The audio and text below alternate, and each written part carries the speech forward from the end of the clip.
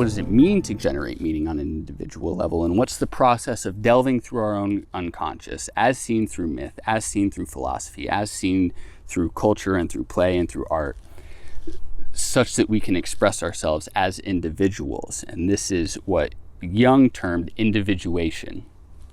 And so individuation is precisely that. It's taking us out of these collective elements that we use to interface with the world, and finding that which is true in and of ourselves. That by understanding the collective elements of ourselves, the collective complexes of ourselves, and the archetypes that underlay them, that we can then come to a closer, at least approximation, of who it is we are and how it is we wish to express ourselves and what it is we have to offer within that individuated process of the world. So it's a differentiation of ourselves. It's a maturation of who we are, in the sense that we're separate. As children, we're in a state of non-differentiation between us and our mother.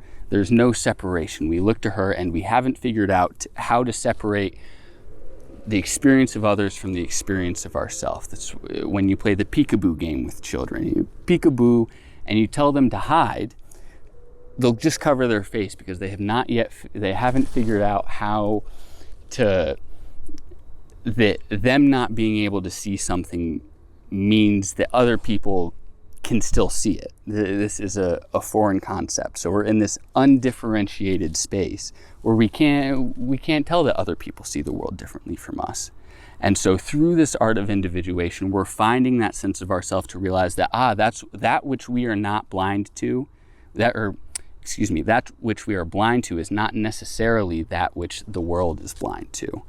And that how we move through our own processes isn't necessarily how the world moves through its own processes. And finding the power and the acceptance of ourselves in how we can move forward through that as ourself and as our own individuated being and as something not separate but as its own self-reliant part of the continuum of human experience. And ultimately, this is the heroic responsibility of every person within their life, within their experience of being. And this is what Jung, I believe, shows, particularly in the Symbols of Transformation, his fifth collected work, that this is the essence of the heroic process, that we follow ourselves down into the depths of our own being and come back something renewed.